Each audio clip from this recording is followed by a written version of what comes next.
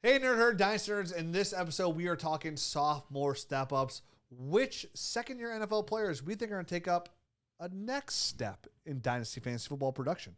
We're going to listen to Rich make up a new word on the spot.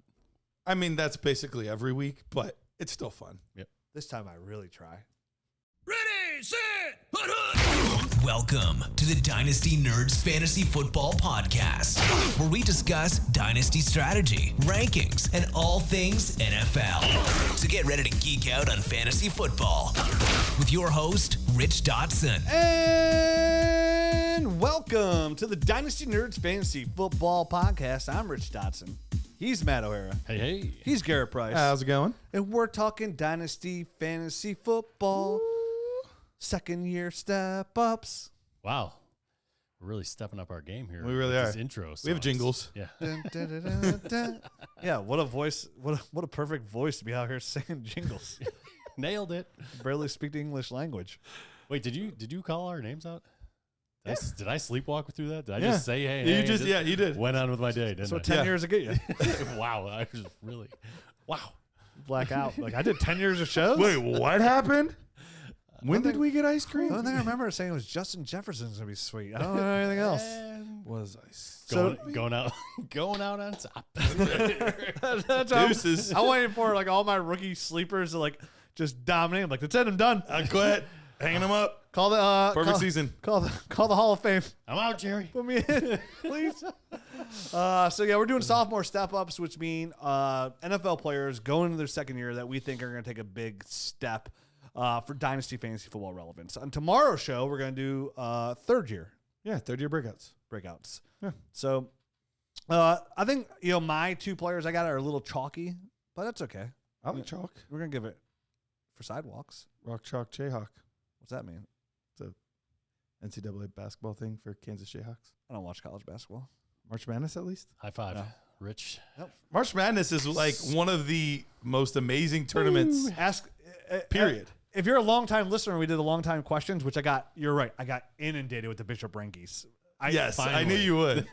Like into the first week, like nobody said it, and they're like, "Oh, I thought somebody else would say it, so I didn't write." I got like 60 of them. Yes. Like, and now I feel bad. Like I had to figure out what I'm gonna do because I only have one spot left in the league, and I don't know what I'm gonna do.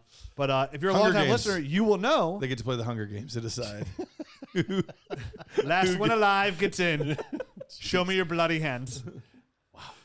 Wow. Man, I've never filled out an NCAA bracket. What? Never. Never. I fill one out with my mom every year. She couldn't care less about sports at all, any sport. Your mom fills Ever. out brackets. She does every year. It was a tradition that we started when I was sick in high school one year, and I stayed home and I made her fill one out. And now we do it every year. But how she fills it out is fantastic because it's not even like I know some girls do color scheme and things like that. Mascots. No. This is how she does it. So let's say Texas versus Butler. Okay. I'll say, all right, Mom. I'm rich. I have a butler. That's 100% how she does. She's like, I've always wanted a butler, but you don't mess with Texas. So, and that's, she's got something for every, Gonzaga wins almost every year just because it's fun to say. So Gonzaga almost always wins. Arizona, she loves their iced tea. Like she's got something for everyone. It's fantastic. So I thoroughly enjoy it. And there were a couple of years where her bracket actually did halfway decent too, which is hilarious. I don't. I'll watch the NCAA games. I watch are like when the 16 seeds about to upset the 1 seed. Sure. Like I watched the end of that game, like the fourth. And I watch like the upset games. Like I'll watch a couple of those. As like, hey, it's close going into the fourth or second half. I'll watch those. But for the most part, no, I don't watch college basketball ever. I don't have time. I don't have time to do anything. It's fair. It's fair. I don't even watch TV shows. Like I say, I'm always studying Dynasty Fantasy Football and working. It is a tough time of year with the combine and then the draft coming up. It is a tough time of year for us. Yeah, I'm watching tape. I don't have time to watch basketball games. I'm man, watching tape. The NCAA tournament's so good. I guess allegedly. It is. Not for me. It's not. I mean, it just takes over TV. I don't like it. It does. So just get it out of here. Oh, and everybody's just talking about it all night. Like, oh, you get your bracket filled out? Like, no. You never filled one out? No. Come on, bro. Join my pool. No. Every time I'm like, dude, I'm 44 years old. Like, I'm not going to break. Like, now it's just I would never do one. Out of just never do principle. one. Yeah. Like, maybe if when I have grandkids and they ask me, then that's different. Yeah. 'Cause that's a love. become I'll a never- softie. Yeah, it's a different kind of love, I hear. Rumor is. Rumor has it. I don't know. This kid's got. When you don't have to see him every day. Yeah, this kid's got to move. I don't even see my kids every. I feel like I don't see my kids every day. Come home from school. Hey, Dad, how's your day? Good. Head down, facing their phone. Then they disappear till dinner time. Then they disappear again.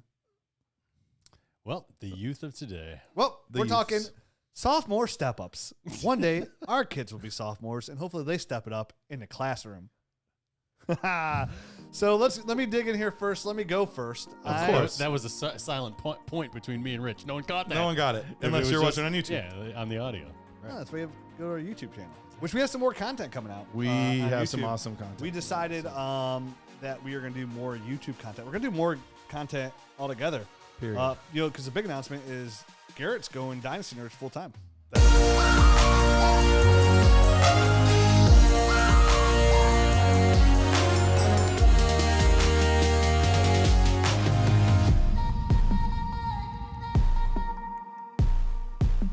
That's true. Yeah, I have not told anyone yet. So this is the big announcement. Yeah, right here. We've hired him full time. And that was totally unprompted. How do How you feel about that? Jared will add some sort of ramp up music. But yeah, no, starting in the beginning of March, I will be all things Dynasty Nerds all the time. That'll be my sole focus, and it's going to be awesome. So you guys let us know if he's not doing a good enough job, because we'll just fire him. Yeah, you're gone. Simple as that. You're off the show, Garret. We'll leave the power completely within the people's hands. No, but we're relying on some cool stuff on YouTube. So if you don't subscribe to our YouTube channel, we highly recommend it. Like, we have a good interview coming up here soon. Yeah. With a former NFL quarterback. Mm-hmm. We have that a we are current. not going to get out in ahead of No, and no. name I'm not right saying names. now. We're not disclosing the names. We have a- I we have- just want Rich to know. I didn't say the name, did I? Don't spoil it. We have a current NFL running back. We're going to Yes. talk running backs with. I wonder who true. that could possibly be. Won't say a name though. Won't say any names though. Friend of show. So God. you have no idea. We have lots of friends. Come on. We have lots of friends and lots of shows. The Nerd Herd is vast and wide. That's right. We cast our net. So yeah, we got a lot of cool stuff coming out. We'll do this specifically for YouTube. So check us out there. So now let me get into That it. might have been my favorite thing you just said. Specifically. Specifically. Succotash, guys. It's been a while since there was something that good. / bad. Well, it happens every day of my life. So my worst. I got you now. I'm all up in your head. Let me swallow the saliva. Attention Dynasty Nerds. Want to play Dynasty like a pro? Check out FFPC, where serious Dynasty leagues have thrived since 2010. You can dive into a world of over 1,500 leagues with stakes ranging from $100 all the way up to an elite $5,000 league. FFPC isn't just a game, it's a community. With unique formats like Triflex and year-round trading, it keeps the fantasy spirit alive all year. Here's my favorite thing about FFPC leagues. They stand the test of time. They've never had a single Dynasty League fold thanks to their orphan season. When you join an FFPC league, you can count on it staying around. They've completely revamped their Dynasty for Sale pages now on the web and app, making it easier to scout and snag the perfect Dynasty team. Have you ever dreamed of turning a diamond in the rough into a champion? FFPC Orphans offers that exact thrill. Join the ranks of savvy managers at FFPC. Use our code NERDS for $25 off. Visit myffpc.com. Explore the Dynasty landscape. Find your next challenge. The FFPC, where your Dynasty journey begins. Remember, that's code NERDS for your special discount on your next league. So who's your second-year step up? Tyjae Spears. Oh, I can't say things. Tennessee Titans. Tyjae Spears, Tennessee Titans running back, and this is chalk. And right now it's great because everybody views Tyjae Spears as a great buy. A lot of expectation there, which somewhat makes me nervous because a lot of times when expectations put on a player like this, it's hard for them to reach that expectation. Yeah. If you are a Nerd Herd member and you listen to the show, you'll know we've been talking Tyjae Spears up since he was a prospect. Yes, and Senior Bowl last year. Senior right? Bowl, yeah. That was right around now. We mentioned it at the time. Right, as soon as the NFL draft happened, we put Tyjae Spears in the first round. Garrett had taken him there, and we got a lot of pushback on it. Oh, lots. And people heard about telling us, hey, like, you guys are idiots putting Tyjae Spears that high. Stupid. What about Kendre Miller? Who would you rather have today? So trust the tape. Like, there's a lot of different ways to play Dynasty. We are a big tape family here. So Yes, we watch the tape. All in the family. We let our eyes tell us what we want to see, and then we relay it back to you. And luckily, over the last 10 years, we have a very high hit rate. David Zack puts out something every year that says, our nerd score outproduces the NFL draft capital. That's correct. So we do better than NFL GMs. Yeah. And the proof's in the pudding. GMs. This is not something that we like just to say. I mean, we have 10 years of documentation of places that we say go left when everybody's going right. And it's happened over and over again from, guys like even like who's going to be a free agent, Aaron Jones. We mentioned it where Jamal Williams was ranked higher. And we were like, no, take Aaron Jones out of UTEP over. Two rounds later, them, you can just get this guy and he's, got just as good a shot. Cream Hunt. I mean, on and on and on. It just, and we're wrong too. It's not like we're right all the time. Happens. We miss on guys, but we're right more than we're wrong. And when you're attacking your rookie draft, that's exactly where you want to be. And a guy like Tyjae Spears had all the tools that we wanted. I think he was my running back 3 coming out of that class. I think you had him at 4. 4. Because you had Achane ahead of Spears. I did have Achane ahead of Spears. I had Spears ahead of Achane. Right, and I had Tyjae Spears at 4.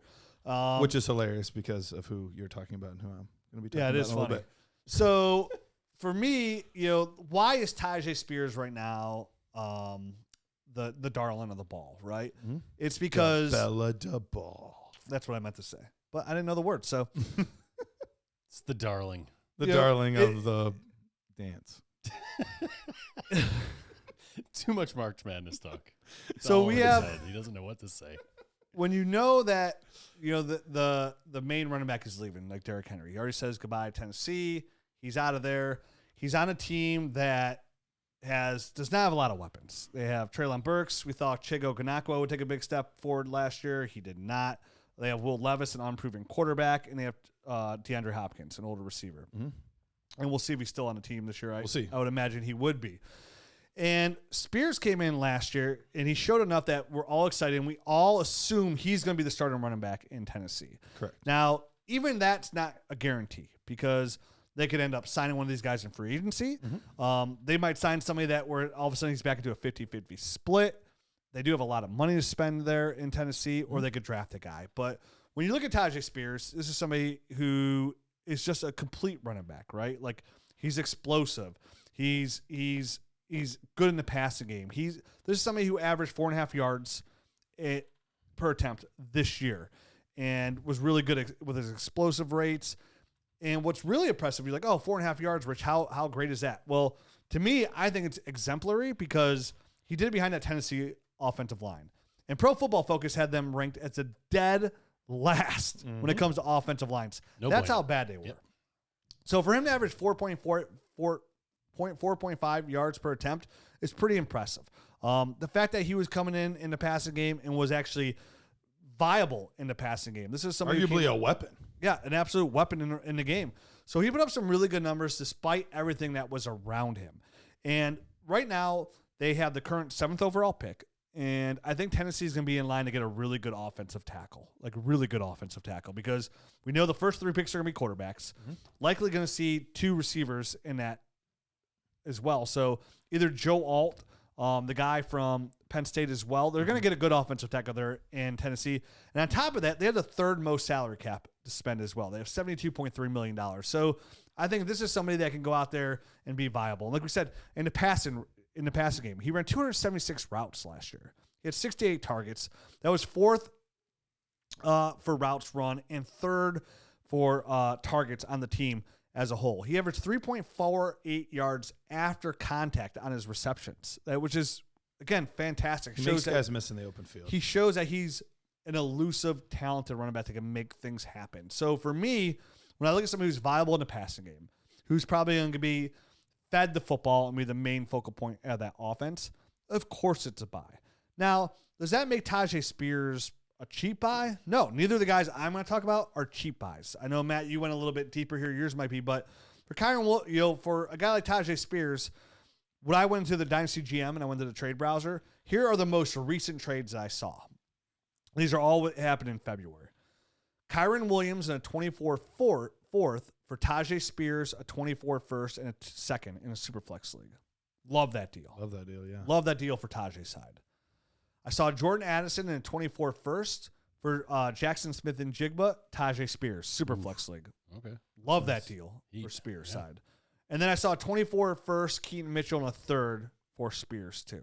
Yeah. So, and it doesn't say where that first is, but it looks like you're going to have to pay a 24 first for Tyjae Spears. And probably a little something else. And maybe a little something else. Like if I had to throw a third on top or a guy like Keaton Mitchell, I have no problem with that whatsoever. Mm-hmm. But in a running back class that, we'll see after the NFL draft. I told you before the show, I fully expect one, if not two, running backs to sneak into the first round of rookie drafts this year, for where they're going to get drafted, whether it be the second or third round of the NFL draft. But this is a running back that we love the tape on before he even got drafted. Didn't mind the landing spot whatsoever for where he got drafted. Loved what we saw on the NFL field. So everything translated from tape to college to tape in the pros on a bad team. Mm-hmm. So to me, that gets me really excited for Tyjae Spears. And I have no problem throwing a 24 first plus on there. And to be honest with you, if I was a contender and I had a 24 first and then like a later second, I probably would pay that as well on top of there. I think he's that good of a running back. And with the running back class that we have in front of us, I think this is the opportunity to grab not somebody who's going to be older, but somebody that could be in your roster for the next 3 years. We always say hashtag 2 to 3 year window. So for Spears, I would expect probably that 2 to 3 years. Of course, that could go longer. Sure. But youth is the key here. Everybody's going to be out there and get the Joe Mixons, the Austin Ecklers, and get a year or so. But not many times you have somebody who was taken in the second round of the rookie draft that is somewhat available. Now, there's going to be a lot of leagues where I'm out there trying to buy Spears, and people are just like, listen, that's a fair offer. I'm just not trading Spears because it's upside. Right. Trust me, I went in all my leagues. You had him some leagues. I was like, it's not worth trying. But in other leagues where I've tried to acquire him, I'm a lot of pushback of like, hey, that's a fair offer. I'm just not trading Spears. Yeah, I got to see where the upside is. I was going to say everyone's in on it. You know what I mean? Yeah. Like that's it's not a sneaky buy. It's not a sneaky buy. But these aren't buys. These are also like step ups. So we think our players are going to take a step forward in their overall production. And it's up to you what you want to pay. You could be in 20 leagues and they're all going to look different. And everyone's, I guess, craftiness and dynasty knowledge is going to be different. So I mean, you could get stonewalled in 10 of those and be lukewarm in 5, but still hit on 5, and that's great. You know what I mean? Fantastic. You could still get in kind of at the ground floor here with Spears, and obviously it's this big selling point is the fact that what's his name's leaving. Good old what's his name? Derrick Henry. King Henry was all that was coming to my mind, but Derrick Henry's leaving, and Spears wins in completely different ways, right? So the offense is going to look different. They got a new coaching staff. Everything's brand new and fresh there.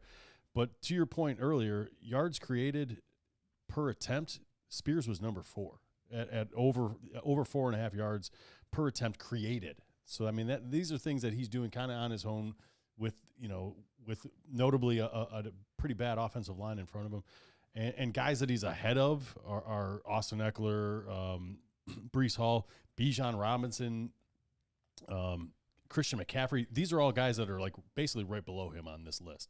So just to kind of give people a gauge as to what kind of running back he is, he's good in space and he's good laterally.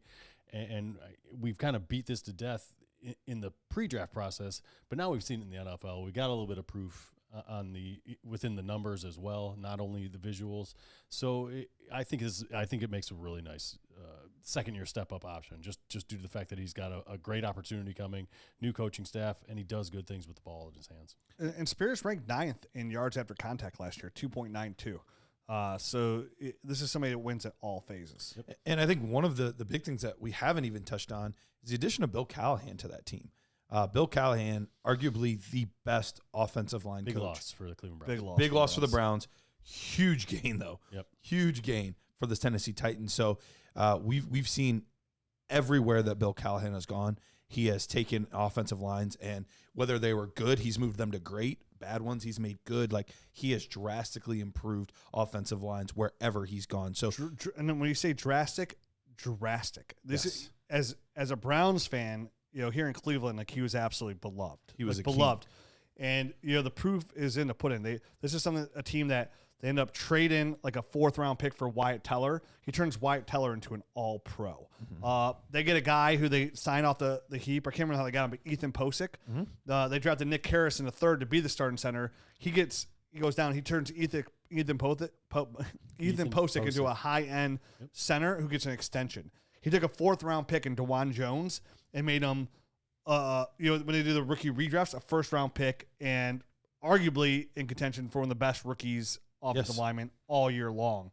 So year in, year out, I've seen Bill Callahan's work with the Browns offensive line where the people are getting hurt. He has somebody slide in there, and they're dynamic. Yes. So even if Spears was a average running back, an improved offensive line is going to make him very good. I think Spears' skill set is one of the higher end ones in the league. And you add that with what should be a significantly better offensive line, I think is just going to be huge. They'll sign and draft guys accordingly. Bill Callahan going to place. And on top of that, Bill Callahan helps design the run game plays as well that fit his offensive line scheme as well. Who was also a former head coach of the Raiders too. So yeah, I think that's the only thing that we didn't touch on that gets me really excited about Spears. So yeah, I'm all in with this. If you're in a league with me, trade him to me. No. I don't have enough. Not you, but the people listening. Oh, okay. Right. All 25 leagues of you. There you go. All right. So my second-year step up, my first guy is Trey Palmer. Nice. Right now he's going around 215 as far as the PPR ADP, which is right around the turn for round 18. 22 years old. Last year, nothing really to write home about as far as his finish. He finished as wide receiver 72. Some of the guys that are around him or finished around him, I just kind of want to put in some notable guys to give context. Alec Pierce, Quentin Johnston, Jonathan Mingo, Jameson Williams, even though he only played 12 games, Rashad Bateman, who missed 1 game. These are all guys that were 73, 74, 81, 82, 85, so right around him as far as where he finished, but just bigger name value, I guess, to kind of give context as to where he's at. But I guess if you dig into the numbers a little bit and look at the target share, obviously he had 2 really good wide receivers on that team last year in Mike Evans and Chris Godwin. Thank you. So he only received a 12.4% target share, which was good for about 72nd in the league. And he finished he's 71st in the league. He finished 72nd in the league as far as points per game. It's a low number, too. It is a very low number. So obviously, all the talk so far throughout the offseason has been the fact that Mike Evans and the Tampa Bay Bucs aren't really necessarily even close on numbers. So I mean, can things get worked out? Sure. I think all the signs point to them not working out and him going somewhere else next season. So with that, I wanted to dig into his numbers a little bit and just kind of look as far as to see how many vacated targets there are, all that kind of good stuff. So Mike Evans had a lot, 135 targets last year. He led the team. Obviously, in targets, and I'm not here to say Trey Palmer is going to gobble up all these. All 173. So I know that, but coming off a season where he got 68 targets, I could see him getting up into that 95, 100 target range pretty easily with him leaving, because it's not all going to go to him. There's going to be some that's go to K-Dot, and there's going to be some that goes to Rashad White.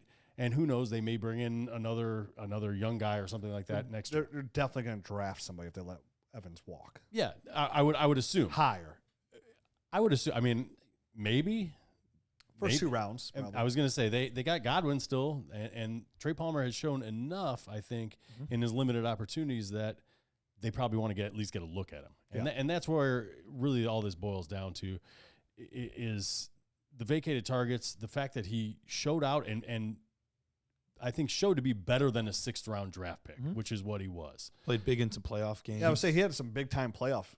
And that's really it's towards the end of the season is when things picked up, and in the playoffs when things really picked up for Trey Palmer. And I think he's gained a little bit of a level of trust with Baker Mayfield. So a lot of him stepping up next year is going to rely on this first couple weeks of free agency.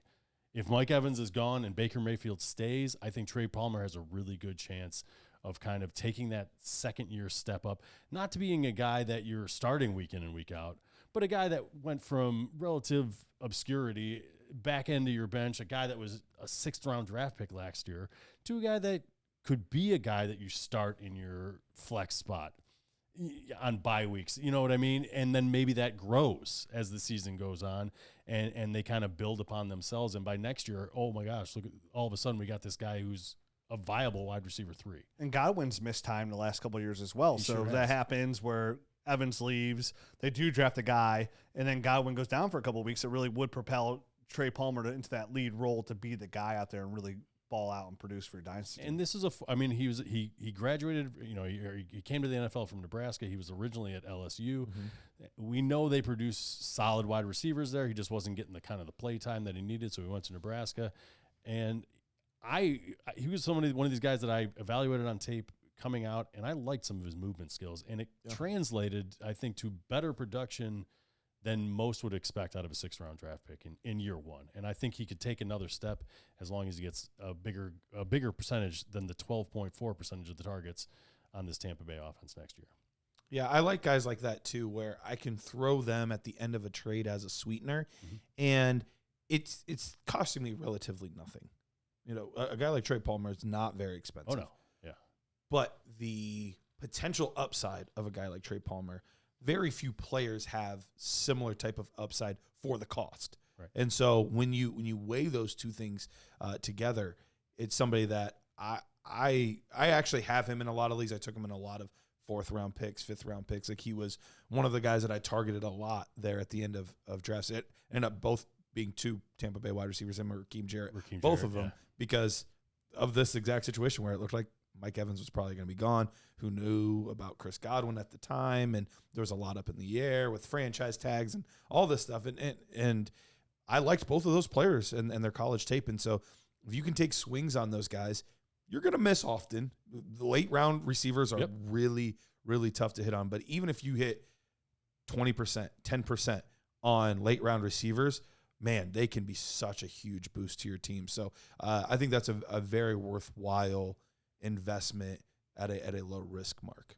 Yeah, you don't be afraid of missing there. Everybody misses there. Yes. You know, everybody's missing there, and you're just hoping to be one of those people that get the bat on the ball. That's it. And like you said, when you took both those Buccaneers players and you're chasing touches. Once you get out of the top of the 3rd round, let's say the top of the 3rd round of your rookie draft, you're at that point just chasing, like we talk about it, like if you're in super flex leagues, like tight end premiums, grab a couple tight ends, grab a couple quarterbacks, all the running backs you possibly can, or at least have the opportunity of the number 2 running back. Like, you're just chasing touches right there. Who's in the most pristine opportunity to get touches? And you got to foresee some of that stuff. Like, when we like Tyjae, like, hey, that's fine, he's in Tennessee, but Derrick Henry's a free agent after this year, and he's got a lot of tires. Mike Evans, a little bit older. They just signed Godwin. There's a chance he won't be there next year. Let's go ahead and take some of these Bucs receivers. Michael Wilson for Arizona. Like, there's nobody there. Who does Tennessee draft this year? Right? Like, okay, that's a path to touches. Yeah. Like, let me see where that goes. So, yeah, I love that pick as well. Who do you got?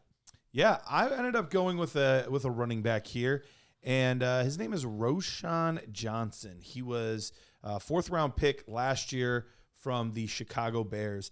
And look, by no means am I projecting this, or really it's hard to ever project something like this, but the type of thing that we saw from Kyren Williams this year, where it was a guy with not super great, not terrible draft capital, but not super great draft capital, but was a good, productive college player that can do a little bit of everything and goes from obscurity to the limelight in 1 year. That's, if there was a player that I would say I thought had the best chance of something like that, it would be a Roschon Johnson. The things that I love about him is, one, he's a big physical pack. We're talking about plus 220 pounds, so he can take that wear and tear, that beating that most other guys can't. 2, he's a very good pass catcher.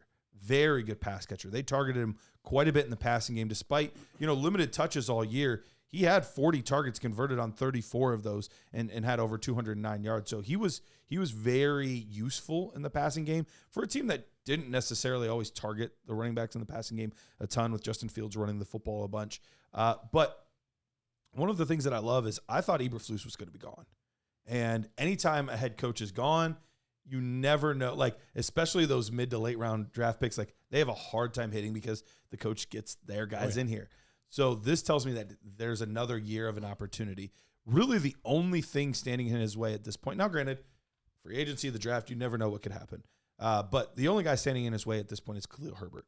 Khalil Herbert has been a fine player. Yep. Hasn't been fantastic, but he's been fine. And this is the last year of his deal. So unless they think that they are going to invest into this guy long-term, or if they think he's drastically better than Roschon Johnson, then maybe he gets a ton of run. But I think they're going to want to see what they have in this guy because they don't have Eberflus has to win this year. Like he's got to make something happen with this team with either I'm assuming it's Caleb Williams at this point. Like they've got to make something happen, or they're going to bring in his replacement to groom Caleb Williams into being, the next whoever. So he's got to figure out ways. So he needs to figure out what he has in some of these guys pretty quickly. He can go back to Khalil Herbert, but I think he's going to want to see what he has in a Roschon Johnson. Averaged 4.3 yards per carry with a pretty best offensive line last year. That was better than everyone on the team, Foreman and all of those guys. Herbert was a smidge better there, but you would expect that out of a more of a speed back as opposed to a physical back. So all that being said, all-around game that I really like from Roschon Johnson. Right now, he's the 32nd running back off the board. He's right in that same range as Jerome Ford, Kendre Miller, according to our ADP. He's right in that same range. I liked his skill set coming out of college better. I still like it here, and I like the potential opportunity that he has with the Chicago Bears this year. Yeah, I just feel like the Bears have a lot of money, and Eberflus needs to win. Like I was always like, I thought about Roschon Johnson here. I'm like, something just tells me I feel like the Bears are going to go out and get a running back to help Caleb Williams. They could, and obviously that would hurt. Because they have the money to spend. Sure. In fact, they're going to reset their rookie quarterback money. Like I was like, man, I thought Saquon could be a sneaky guy to go to Chicago. I would still think Josh an Jacobs. offensive lineman, get multiple offensive linemen. They have really a lot of money to spend, don't they? Yeah, but I would think that would be a better investment for a young quarterback than maybe a running back who, I mean, I don't want to say they're a dime a dozen, but how many good offensive linemen enter free agency? Yeah, not a lot. Yeah, I haven't looked into the offensive. Yeah, I mean, what teams really let good offensive linemen leave? Like they're really good, like not many. That's true. I guess a good thing on the Roschon Johnson train as opposed to Rich's poo-poo. I'm not poo-pooing it. I like Roschon too. I'm just saying, like, it just that was my one hesitancy when I saw him. It was like, feel like I think that's, and I think that's a legitimate concern. Even though Eberflus is still there, they did change offensive coordinators. The offensive coordinator came from Seattle. They changed everybody, right? And Seattle has been known as a run-first type of team. So I would think that Shane Waldron, who is the new OC here in Chicago, would want to implement that, especially with a young quarterback. And you look at the style of guys that they've had over the years, the Marshawn Lynch's, and even now Kenneth Walker and Charbonnet, both very physical players. So he would fit that style a little bit better. I agree. Guys, I got to tell you about my friends at Underdog Fantasy. Right now, they have the pre-NFL Draft 2024 Best Ball is live on Underdog. Draft your favorite rookie sleepers you've discovered in the Dynasty Nerds film room. Playing $3 contest all the way up to $1,000 contest. Draft your team and never worry about setting a lineup. You need to get in on this action ASAP. Sign up at Underdog with the promo code NERDS. And Underdog will double your first deposit up to $100 for new members only. And yes, Dynasty Nerds is still giving new users a free Nerd Herd and Dynasty GM annual bundle membership with your deposit of $10 or more at Underdog by using that promo code NERD. So you get all our tools, all access to the Nerd Herd by putting a $10 deposit down in there. Your Dynasty Nerds promo code will be sent by email within 48 hours of sign up. New members only. Must be 18 plus, 19 plus in Alabama and Nebraska, 21 plus in Massachusetts and Arizona, and present in a state where Underdog Fantasy operates. Terms apply. Concerned with your play? Call 1-800-GAMBLER. Visit www.ncpgambling.org. In Arizona, call 1-800-NEXT-STEP. In New York, call 1-877-HOPE-NEW YORK. In Tennessee, 1-800-889-9789.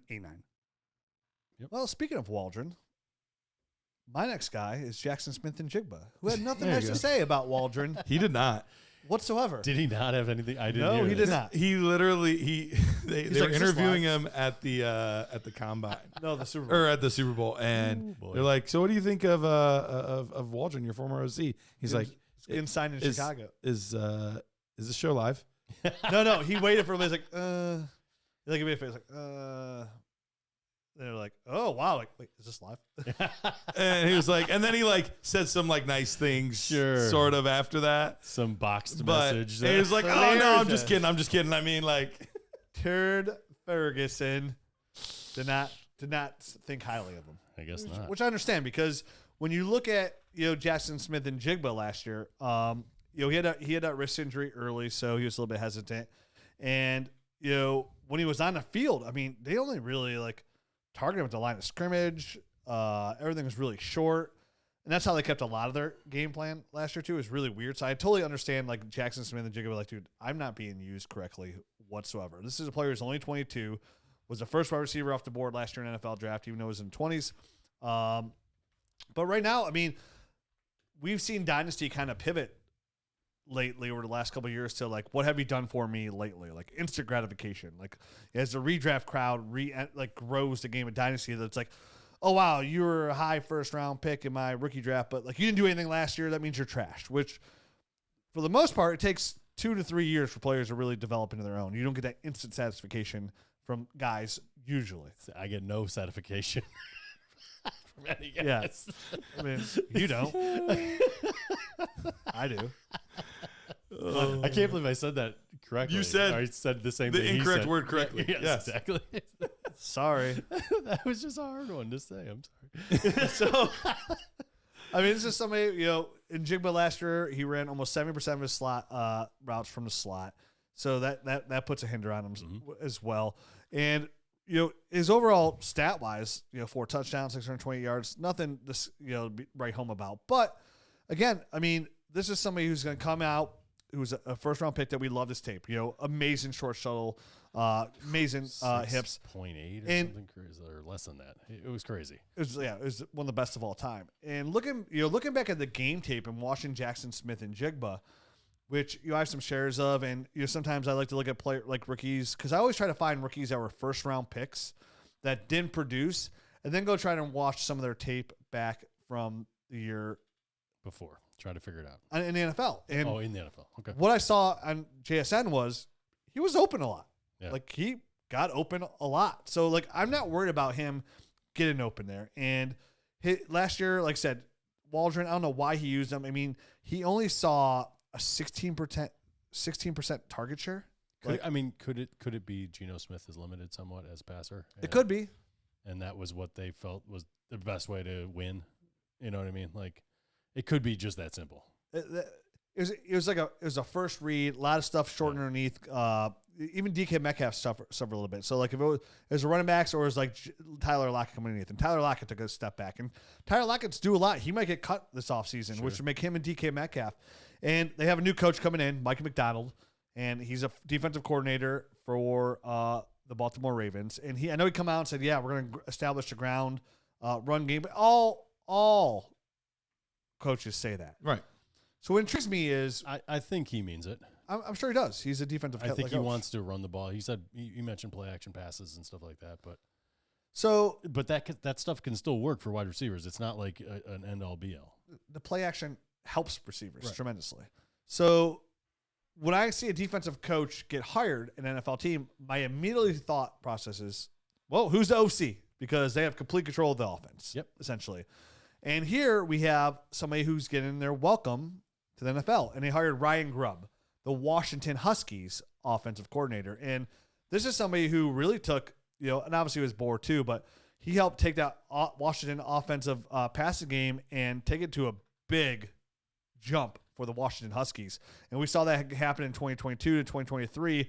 This is a team with, I know they have Michael Penix Jr., but they had, he came second in the Heisman vote. He also won that Maxwell Award. But this is a team that in national total offense, and going back to it, they were like tops in college football, like top 5 year in both the 2 years that Grubb was offensive coordinator. And he worked a lot of 3 wide receiver sets there, which means Jaxon Smith-Njigba should see way more routes run, which should increase that 16% target share. They're definitely if Tyler Lockett heads out there. So this is somebody for me where I see a guy come in, Ryan Grubb. He uses a lot of motion, a lot of shifting, a lot of what they do in Miami, a lot of what they do in San Francisco. That's what really works in today's NFL game. Yep. A lot of motion behind the line of scrimmage. Simplifies things for the quarterback a lot. Yeah. And he did some of the most of that in college football last year. So I like the offensive coordinator hire. Tyler Lockett's 32 years old. And I know they're going to suffer some dead cap money there, but they might just go ahead and eat it and get out from under Tyler Lockett now. But, I mean, even Tyler Lockett, he averaged 11.1 yards per reception last year. That's his worst of his entire career. So I definitely you don't take a guy like Jaxon Smith-Njigba, and we knew he was going to go into a crowded wide receiver room last year. And he probably wouldn't have his best year because of that. We had other receivers, like we predicted Jordan Addison would probably have a better fantasy receiver year than Jaxon Smith-Njigba. They can save $8 million if they cut him. There's dead money, but they can save. It's like $20 million dead money, but they can save $8 million. Yep. So I expect him to be gone. And that helps Jaxon Smith-Njigba hopefully tremendously. Definitely with a lot of quick stuff, and they want to keep it short. Even Gino wants to go that way. Now that would go to Jaxon Smith-Njigba. So anytime I see a rookie receiver that I take in the top 5 of my rookie draft, that the very following year that they have that I still believe in that player, now I can probably get for pick 111, 112, right around there. I'm all over it. And again, in the Dynasty GM trade browser, recent trades that have gone over the last couple weeks here for Jaxon Smith-Njigba, a 24 4th and a 1st for Khalil Shakir and Jaxon Smith-Njigba. That's Superflex Tight End Premium League. Jordan Addison and a 24 1st, like I mentioned before, for Tyjae Spears and Jaxon Smith-Njigba, Superflex. A 24 3rd and Kyron Williams for Aaron Jones and Jaxon Smith-Njigba in a Superflex league. Yeah, I like that. Don't mind that. A 24 1st and Michael Mayer for Jaxon Smith-Njigba in a Superflex league. Jaxon Smith-Njigba for Antonio Gibson, 2 seconds, 2 thirds, and Michael Mayer. So it seems like most of them are going to be back end of the first, but those are deals I love to make. I love to make those deals where people like, this guy was going high in last year's draft. I can have 2 firsts. I have my pick at 1-4. Now I can have 111, and Troy Franklin's on the board, and he was in a first-round pick. Like, I want that guy. Yeah. Like, Barner's not a guy you want there to first-round pick. These are deals I like to make. So I think Jaxon Smith-Njigba is in a great position here to take a step forward in his sophomore year. Now, did I see enough on tape to say, Jaxon Smith-Njigba is going to be a wide receiver 1? No. But this is a player who probably has the opportunity to step into a low-end wide receiver 2 role. Mm-hmm.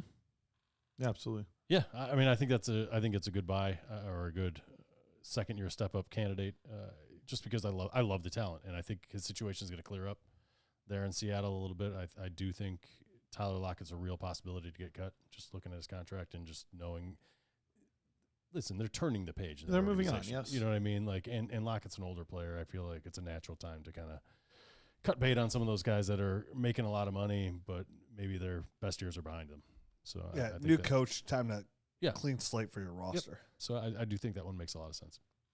Awesome. Yeah, I'm 100% on board as well. My number 1 wide receiver last year, everything that we kind of projected was exactly what happened. He's going to show some really awesome flashes, which he did, but overall the numbers are going to be a little underwhelming. But year 2 is where we expect him to take a big step up. Like he's the prototype for this kind of show, where it's a player that has the talent. The numbers were pedestrian, but we expect them to increase significantly over the coming season. So yeah, I think he's a perfect fit for this. All right, on to my second sophomore step up. I'm going even lower, guys. Whoa. Going even lower down. Dip down. This guy doesn't even have an ADP. Oh. Never mind. I took that up. I was like, this guy's not even getting drafted? What the heck's going on?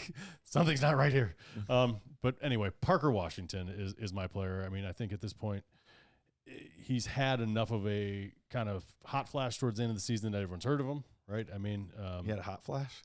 Yeah, a hot flash. He flashed at the end. The hotness. Go through menopause? He flashed the hotness at the end of the season. Come on, Garrett. It's called a hot flash.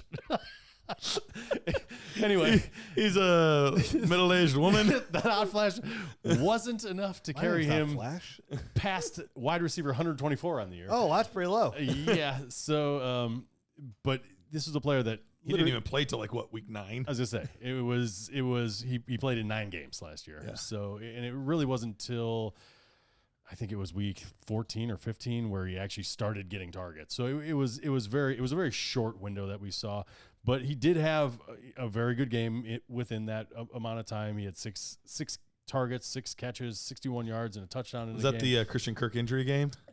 It might have been. So I remember he balled out that game. Yeah, I think that was the game that he got injured, and I think in that small little bit of the window where he was getting the lion's share of the targets, we did see a glimpse of what this guy is, right? And this is another 6th round draft pick, so he's not going to cost you much. He obviously the big thing here is the Calvin Ridley stuff, because it was opportunity what he needed, right, to kind of flash this stuff, and another opportunity might be coming here within free agency. So if you dig into the Calvin Ridley stuff and the trade last year, when the trade happened, there was a conditional 4th round draft pick basically that was added into this thing.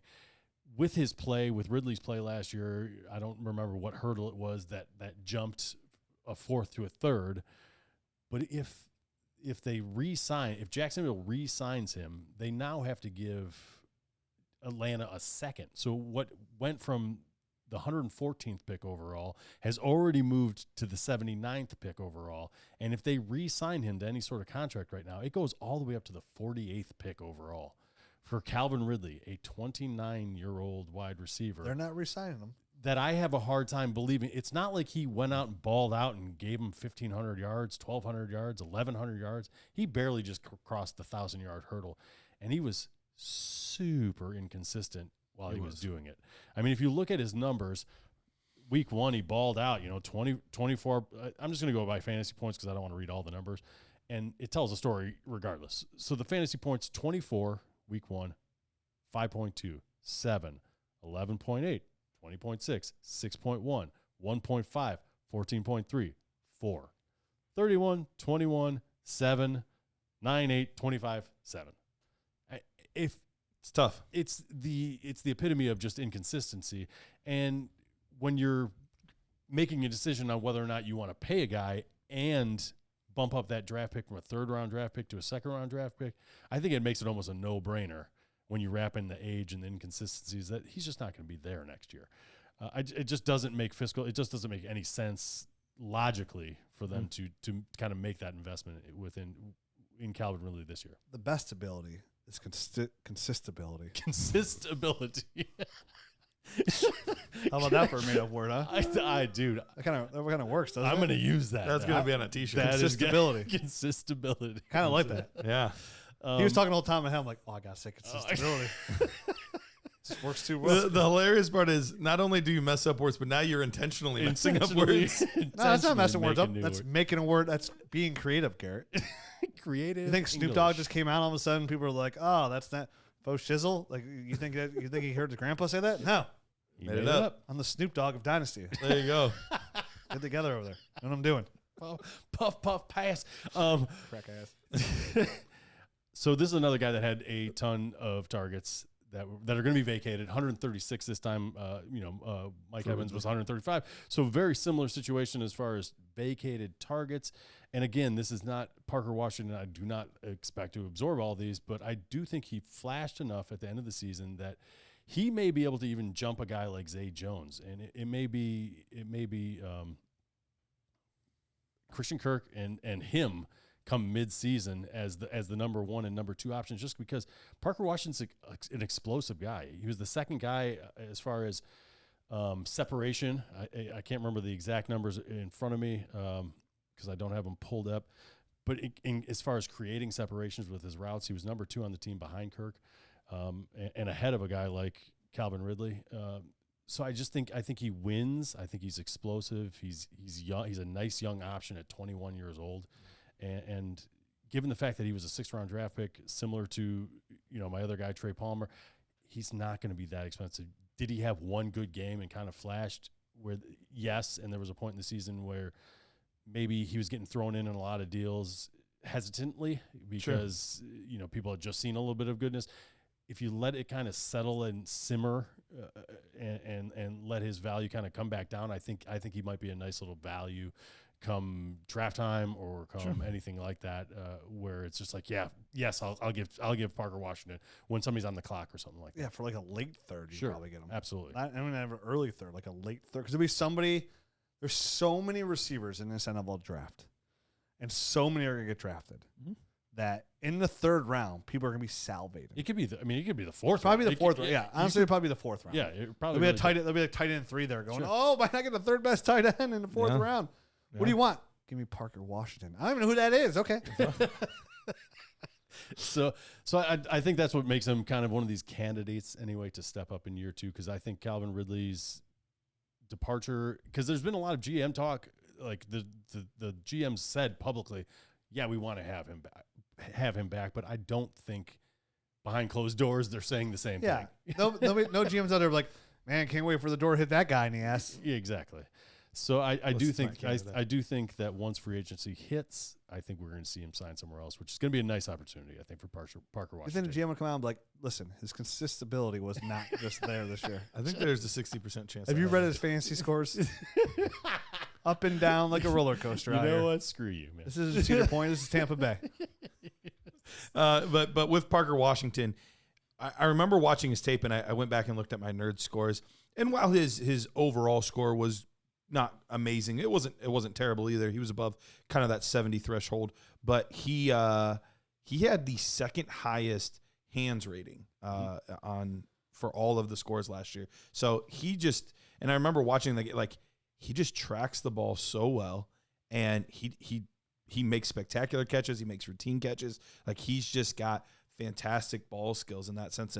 And if you can do that at the NFL level, there's a role for you. How big that role is going to be, I don't know yet. We'll have to wait and see.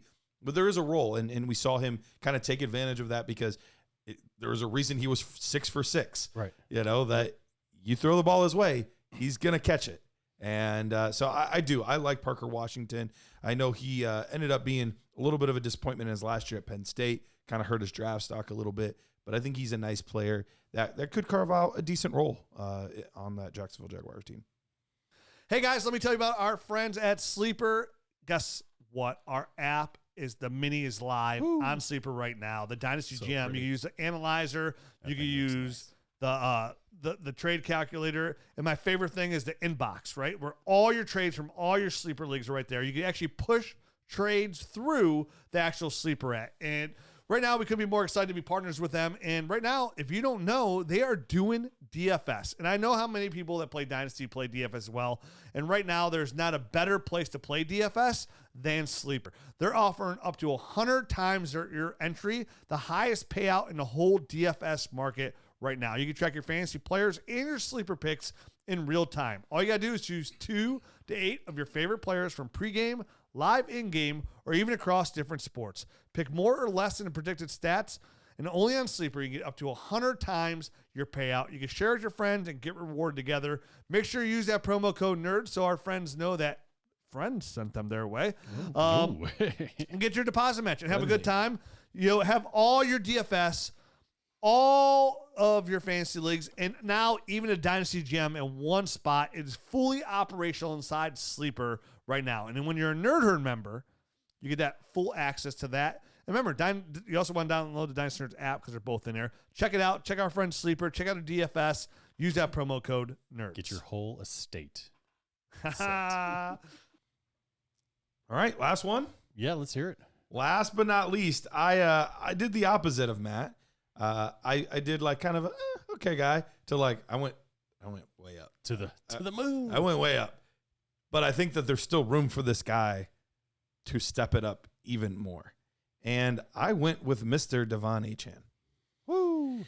So all time, at first I was just looking at rookies. Yes, and I was he like, is all time. He already is. He's already all time. All time, second best rookie yards per carry ever.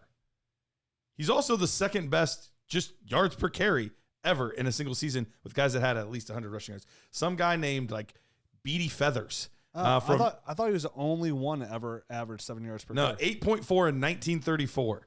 So modern. It's a modern NFL. Yes. Now 8.4. Now that's consistency. You know what the hilarious. Consistency. But he didn't have consistency because after that he didn't have a single season over 350 yards.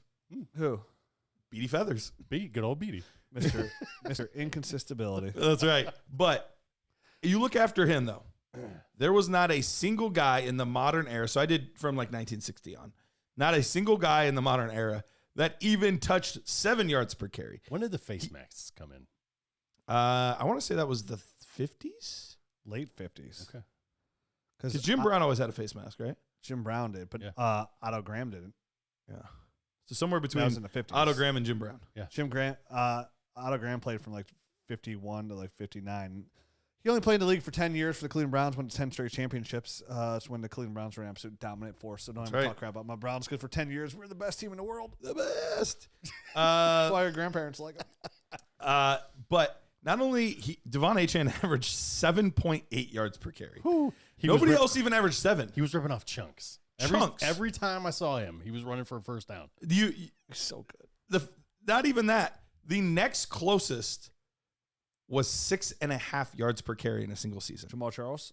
No, Jamal Charles, he's one of the best all-time for his career, but his best single season 6.3 was 6.4, so just barely below. I knew it was somewhere around there. Yeah, Nick Chubb's up there too. But you look at guys that are up here overall on a single season, you're seeing names like Jim Brown, Jamal Charles, Gale Sayers, Barry Sanders, Alvin Kamara, Adrian Peterson. Nick Chubb. I do not see Nick Chubb on here, actually. Blasphemy. Which is a little bit of a surprise because he's always really high up. Yeah, there. I really thought he was up. I wasn't even trying to tell jokes. I thought Nick Chubb was like flirting with like Jamal Charles like record. I knew Jamal Charles. Yeah. I feel like he should be on this list. This is according to StatMuse. So maybe there's a typo. But you look at the names on there. I mean, these are legitimately Elite. Hall of Fame elite running backs that he's just dusted, completely dusted. And you look at this offensive scheme. I've said it, and I'm going to say it again because it bears repeating.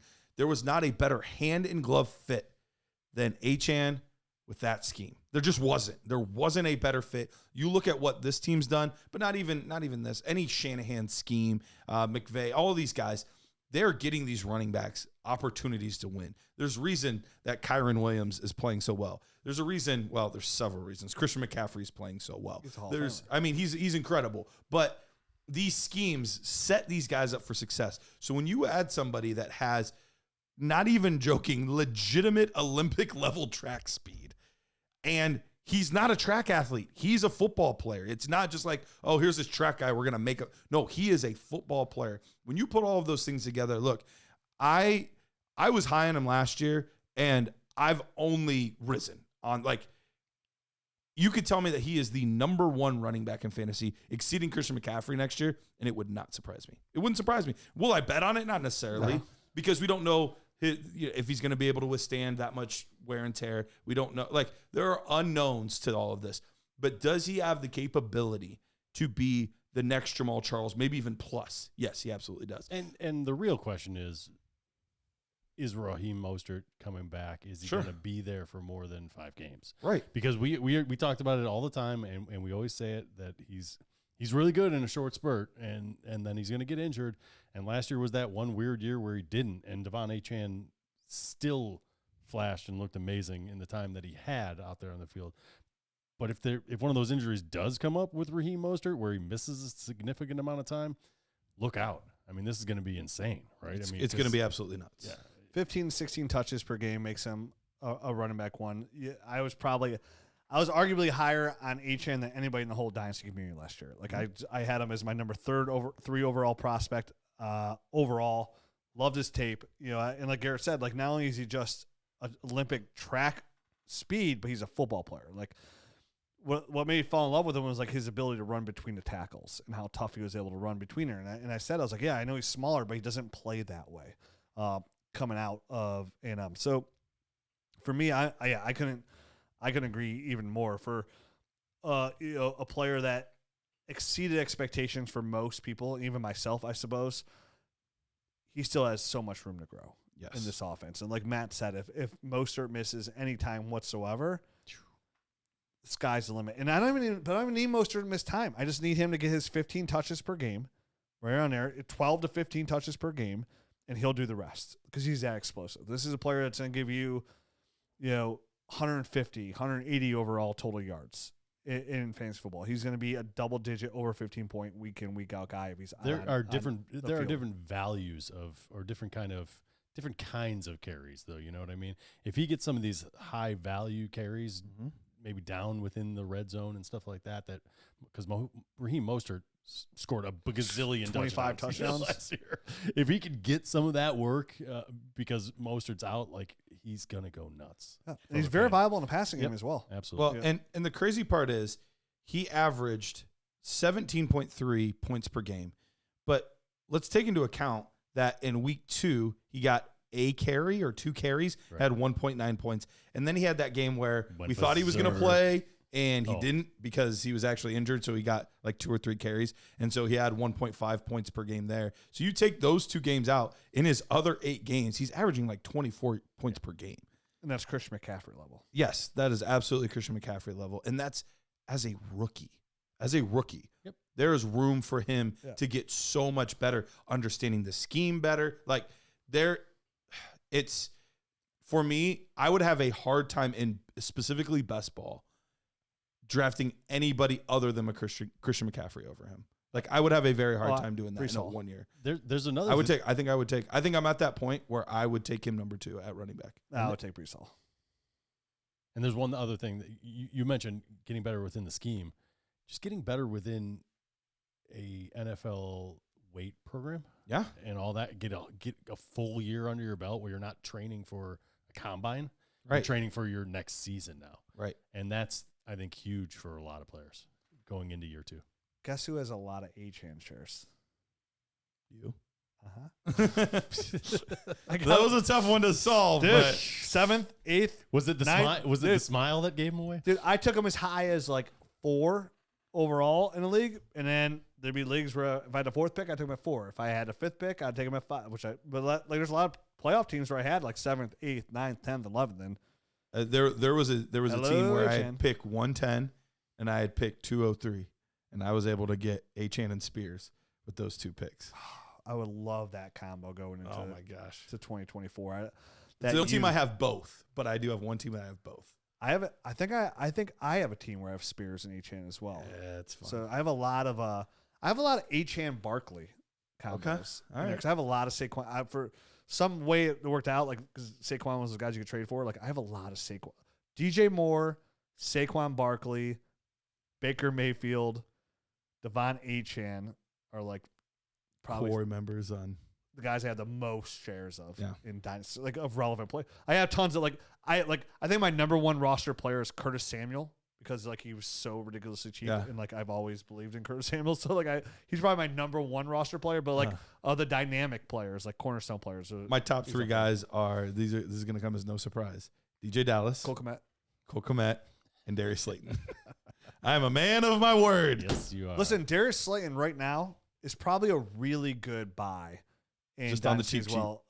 He's only 25 years old.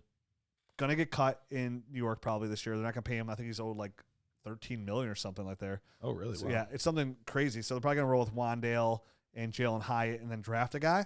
But I mean, if you're looking for a receiver that gonna go into free agency, teams that need receiver help, who's only 25 years old, that could stretch the field. Like I mean, honestly, he'd be a really good fit for the Cleveland Browns. They could use somebody like him to go stretch the field. Darius Slayton cost you nothing, but probably a good throw-in buy. Once again, going back to the best ball, seems like he has a game or 2 every year where he gets like 2 touchdowns and like he just he's prone for those big blow-up games. Like those best ball. They could save about $7 million by getting rid of him. Yeah, they might. He gone. So that's it. Tune into tomorrow's show where we do 3rd year. What's a breakouts? 3rd year breakouts.